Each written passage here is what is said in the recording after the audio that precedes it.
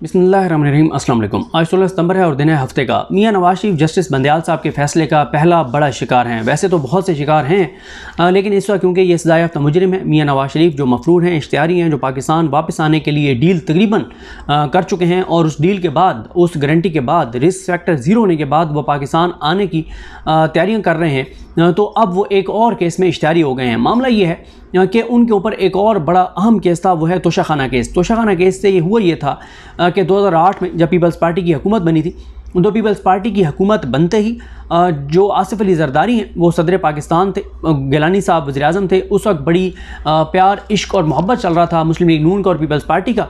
और उस वक्त मियां नवाज शरीफ ने एक अर्ज़ी डाली थी कि मुझे 97-98 में जब मैं वज़ीर आज़म था तो मुझे एक गाड़ी मिली थी, पता नहीं वो मुझे कंफर्म नहीं है वो किस मुल्क ने दी थी।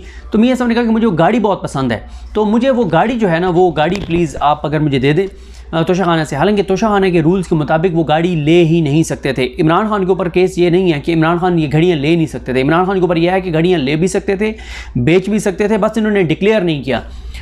जिस ड्यूरेशन में डिक्लेयर करना चाहिए था, सिर्फ ये इमरान खान के ऊपर इल्ज़ाम है। ये गाड़ियाँ रूल्स के मुताबिक ले ही नहीं सकते थे, इन्होंने गाड़ियाँ ली। फिर असल में ये कहाँ से पकड़े गए?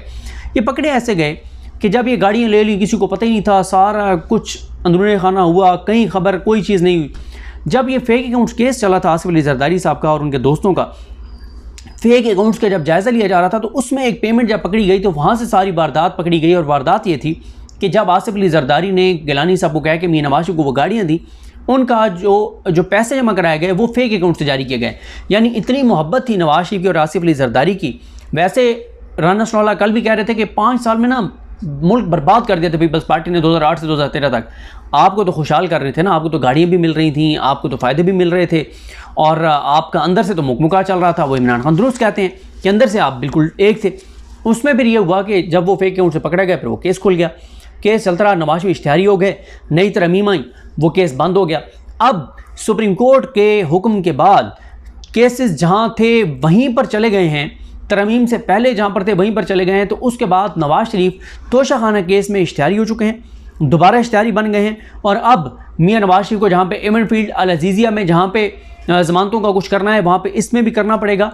तो ये एक बड़ी जो है वो डेवलपमेंट है कि नवाज शरीफ जो पहले ही इश्तिहारी हैं, फरारी हैं, मफरूर हैं, भगोड़े हैं, पाकिस्तान के दारों को मतलूब हैं, एक और केस में अब वो इश्तिहारी हो गए हैं। अब साथ ही मैं आपके सामने ज़रा मतन रखता हूँ, बड़ा इंपॉर्टेंट मतन है। ऑपरेटिव पार्ट जो है कल के फैसले का जो रिटर्न आया है, उसको ऑपरेटिव पार्ट उसमें क्या है और 2 जजेस ने क्या कहा है और 1 जज ने क्या कहा है। लेकिन उससे पहले मैं आपको ज़रा 1 मिनट के अंदर अगर बता सकूँ, और वो ये है कि देखिए इन्होंने क्या क्या किया था। जो नैब तरमीम, अभी मैं वैसे आपको 1 मिनट में बता रहा हूँ, किस वक्त तफसील से भी वीडियो करेंगे किस चीज़ में क्या था और इन्होंने चेंजिंग क्या की थी। इन्होंने ये किया था कि 50 करोड़ से कम वाली जो करप्शन है उसको एक तरह से लीगलाइज कर दिया था कि नैब उसको टेकअप नहीं कर सकता। बेनामी की तारीफ इन्होंने बदल दी थी। यानी अगर इसमें इन्होंने ये कर लिया था कि पहले ये होता है कि अगर मैं पब्लिक ऑफिस होल्डर हूँ और मेरी फैमिली, मेरी अहलिया, मेरे बच्चों के नाम पर अगर असासे और जायदादें हैं, तो मुझसे पूछा जाएगा कि भाई तुम्हारी तो आमदन ये थी। तो इन्होंने ये असास और जायदादें कहाँ से बना दी हैं, तो इनको ये बताएं कि अगर इनके अपने बिजनेस हैं, कोई कारोबार हैं, पैसा कमाया है तो बताएं। जैसे शरीफ ख़ानदान के कुछ लोगों ने बताया कि कतरियों ने गिफ्ट दिए, अरबियों ने गिफ्ट दिए, वो सारा उन्होंने बता दिया था।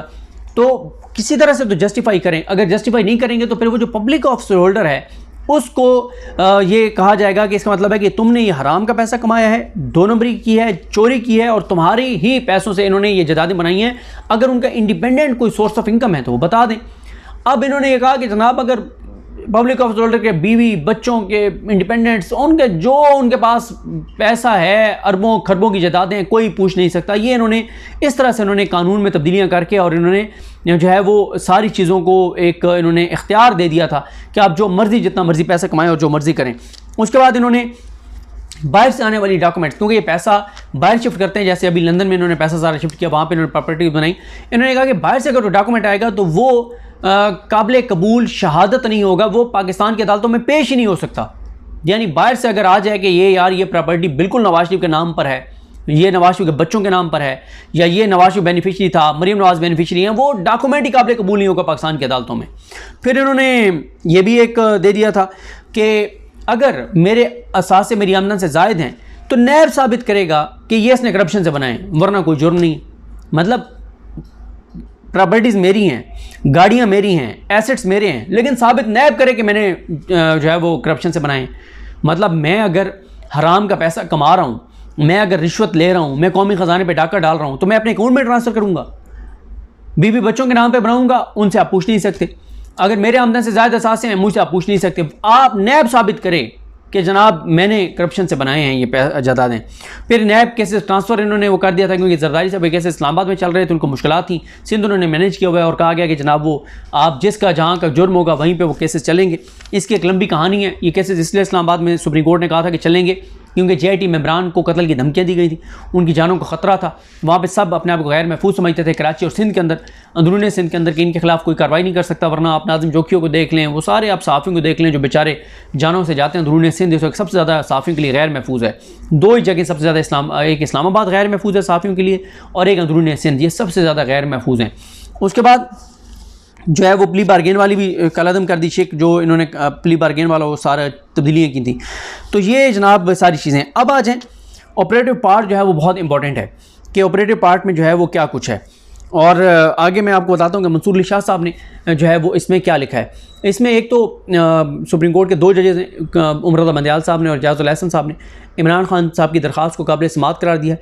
और उन्होंने कहा इन दो जजेज़ ने कि क्योंकि नैब कानून में की गई तरमीम शहरियों के तहफ़्फ़ुज़ के हवाले से आइन के आर्टिकल 9, आम शहरियों के इज़्ज़त और वक़ार के तहफ़्फ़ुज़ के आइन के आर्टिकल 14 और प्रॉपर्टी के तहफ़्फ़ुज़ के आइन के आर्टिकल 24, 24 और शहरियों के साथ मसावी सलूक के आर्टिकल से मुतसादिम है। ये नैब की जो तरमीम है ये इन 4 आइन के आर्टिकल से मुतसादिम है। उसके बाद लिखा गया है सुप्रीम कोर्ट की जानिब से कि नैब कानून में की गई ये तरमीम अवामी मफाद को बड़े पैमाने पर मुतासर करती हैं, क्योंकि तरक्याती मनसूबे से रियासती वसाइल का रुख गैर कानूनी तौर पर निजी इस्तेमाल की जानिब मोड़ने से मुल्क में गुर्बत बढ़ती है, मेयार ज़िंदगी बदतर होता है और नाइंसाफ़ी फ़रोग पाती है। यानी आप सरकारी ठेके देते हैं, वहाँ से आप किकबैक्स लेते हैं, करप्शन करते हैं, लूट मार करते हैं, आवाम के टैक्स का पैसा लूटते हैं, तो ज़ाहिर उससे फिर वो आवाम पे वो चीज़ें खर्च नहीं होती, आवाम पर पैसा खर्च नहीं होता, अवामी मनसूबों पर भी। और जिनकी करप्शन और लूट मार होती है उनका क्योंकि एहतसाब नहीं हो सकता, उनसे पैसा वापस नहीं लिया जा सकता, तो इससे फिर अवाम के बुनियादी हक़ मुतासर होते हैं। अगर मियाँ नवाज शरीफ ने 50 अरब की मिसाल के तौर पर करप्शन की है तो 50 अरब कौमी ख़जाने में वापस आना चाहिए, अवाम पे खर्च होना चाहिए। लेकिन जब आप उन्हें माफ़ कर देंगे तो ये 50 अरब जो अवाम के ऊपर खर्च होना था वो नहीं होगा, तो ये अवाम के बुनियादी हकूक़ मुतासर होंगे, जो मंसूर अली शाह साहब कहते हैं कि नहीं, ऐसी कोई बात नहीं है। उसके बाद सुप्रीम कोर्ट ने कहा है कि दूसरी तरमीम में नैब कानून की शिक 3 में तरमीम के ज़रिए नैब को 50 करोड़ से ज़ायद की करप्शन की तहकीकात का इख्तियार दिया गया, जबकि शिक 2 में तरमीम करके अवामी अहदेदारों के ख़िलाफ़ अब तक दायर किए गए तमाम रेफरेंसेस कलअदम करार दे दिए गए थे। तमाम रेफरेंसेस कलअदम करार दिए गए थे। हालांकि ये रेफरेंसेस मुंतखब अवामी अहदेदारों और सर्विस ऑफ पाकिस्तान में मौजूद अशखास के ख़िलाफ़ नैब ऑर्डीनेंस की शिक 9 के तहत दायर किए गए थे। फैसले में कहा गया कि नैब ऑर्डीनेंस की शिक 9 में through corrupt and dishonest means की एक फ्रेज़ शामिल करके इस शिक्स की वजाहत भी पहली तरमीम की तारीख से ख़त्म कर दी गई, ताकि अवामी अहदेदारों के ख़िलाफ़ रेफरेंसेस को ख़त्म किया जा सके। इस हद तक पहली तरमीम की शिक 8 में की गई तरमीम को कलअदम करार दिया जाता है। उसके बाद अदालत ने लिखा है कि सर्विस ऑफ पाकिस्तान में मौजूद शख्सियात के ख़िलाफ़ दायर किए गए रेफरेंसेस के हवाले से की गई तरमीम बरकरार की जाती हैं कि अगर एक सरकारी अफसर है, उसने किसी चीज़ की मंजूरी दी है लेकिन उसने उसमें करप्शन नहीं की, कोई उसने ज़ाती कोई चीज़ गेन नहीं की, लेकिन वो बाद में पता चला कि वो फ़ैसला गलत साबित हुआ, तो सिर्फ इस बुनियाद पर कि क्योंकि उसने फ़ैसला गलत साबित हुआ है तो इसमें कोई करप्शन की होगी, इस बुनियाद पे ब्यूरोक्रेट्स के खिलाफ कार्रवाई नहीं होगी जब तक उनके बारे में पता ना चले कि उन्होंने ये जो फ़ैसला किया था ये अपने किसी ज़ाती मफाद में किया था, कोई पैसे लेके किया था, किसी और के हक़ में इसलिए किया था कि इसने कोई फ़ायदा लिया था, तब तक उनके खिलाफ कार्रवाई नहीं होगी। उसके बाद फैसले में कहा गया कि नैब ऑर्डिनेंस की शिक 14 और शिक 21G में की गई तरमीम को पहली तरमीम के दिन से बहाल किया जाता है, जिसके नतीजे में पहली तरमीम की शिक 10 और शिक 14 कलअदम हो जाएंगे। अदालत ने लिखा है कि नैब ऑर्डिनेंस की शिक 25B को दूसरी तरमीम के दिन से कलअदम किया जाता है, इसलिए दूसरी तरमीम की शिक 14 भी कलअदम करार पाएगी। अदालत ने अपने फैसले के पैराग्राफ 49 में लिखा है कि हमारे इस फैसले से नैब कानून में की गई तरमीम के बाद नैब और एहतसाब अदालतों की तरफ से जारी किए गए तमाम अहकामात कलअदम करार पा गए हैं। और यानी अगर नैब ने कोई इक़दामात कोई फ़ैसले किए हैं या नैब अदालतों ने, वो सब कलअदम, और इनका कोई कानूनी असर बाकी नहीं रहा। इसलिए वो तमाम इंक्वायरीज़, तमाम इन्वेस्टिगेशंस, वो तमाम रेफरेंसेस जो इन तरमीम के बाद निपटा दिए गए, वो तमाम 2022 में की गई तरमीम से कबल अपनी पहली सूरत में बहाल हो जाएंगे या किए जा रहे हैं। इन तमाम इंक्वायरीज, इन्वेस्टिगेशंस और रेफरेंसेस को मुतलका फोरम्स पर ज़ेरे इल्तवा समझा जाए। अदालत ने नैब और तमाम एहतसाब अदालतों को हदायत की है कि वो तमाम बहालगी की कार्रवाई को कानून के मुताबिक आगे बढ़ाएं। अदालत ने कहा है कि नैब और दीगर तमाम फोरम्स आज से 7 रोज़ के अंदर तमाम रिकॉर्ड मुतलका फोरम्स को वापस भिजवाएं, इसमें किसी सूरत ताख़ीर ना की जाए। अदालत ने कहा है कि इन तमाम मुकदमात में कानून के मुताबिक उसी सतह से कार्रवाई को आगे बढ़ाया जाएगा जिस सतह से उनको निपटाया गया था, बंद किया गया या वापस किया गया था। इन शराइत के साथ ये दरख्वास्त मंजूर की जाती है। ये तो है जो फ़ैसला है 2 जजेस का, जो अक्सरियती फ़ैसला है, जो सुप्रीम कोर्ट का फ़ैसला है। अब आ जाए मंसूर अली शाह साहब क्या कहते हैं। मंसूर अली शाह साहब कहते हैं कि उन्होंने 2 सफ़हात और 4 पैराग्राफ पर मुश्तमिल ये इख्तिलाफी नोट लिखा है। उसमें जस्टिस मंसूर अली शाह साहब का कहना है कि फाजिल चीफ जस्टिस उमर ताबदयाल की जानिब से इस केस का फ़ैसला तहरीर किया गया है, जिससे जस्टिस एजाजुल हसन ने भी इतफ़ाक़ किया है। यह फ़ैसला मुझे गुज़िश्ता रात भिजवाया गया और मैंने इसको पढ़ा। मंसूर अली शाह साहब ने लिखा है कि इंतहाई अदब के साथ मैं चीफ जस्टिस के फ़ैसले से इतफ़ाक़ नहीं करता। कम वक्त की वजह से मैं अपने इख्तिलाफी नोट की वजूहात नहीं लिख सका। तफसीली वजूहात बाद में अपने तफसीली इख्तिलाफी नोट में दूंगा। ताहम अपने फाजिल साथी जजेस और उनकी राय के एहतराम अपनी जगह, लेकिन मैं मुख्तसर राय में बताना चाहता हूँ कि क्यों मैं इनसे इत्तफाक नहीं करता।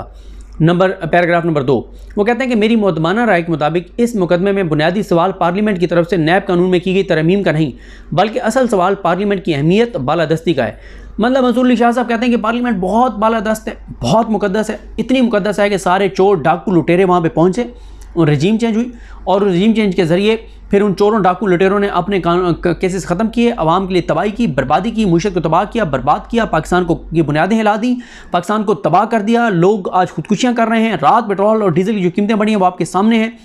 जो उन्होंने तबाही और बर्बादी फेरी है वो सब कर सकते हैं क्योंकि पार्लियामेंटेरियन है। फिर मंसूर अली शाह साहब कहते हैं कि असल सवाल पार्लियामेंट की अहमियत और बालादस्ती का है, जो कि पाकिस्तान के 24 करोड़ आवाम के मुंतखब नुमाइंदों का ऐवान है। माशाल्लाह 24 करोड़ लोगों के हकूक़ का जो दिफा पीडीएम ने पार्लियामेंट में किया है वो मंसूर अली शाह साहब को उस पर भी दाद देनी चाहिए थी उनको। जस्टिस मंसूर अली शाह ने कहा है कि ये मामला पार्लिमानी जमहूरियत की आइनी अहमियत और आइन में रियासत के तीनों सतूनों के दरमियान इख्तियारात की तकसीम का है। वो ये कहते हैं कि ये मामला गैर मुंतखब जजेस पर मुश्तमिल अदालत के दायरे इख्तियार का है।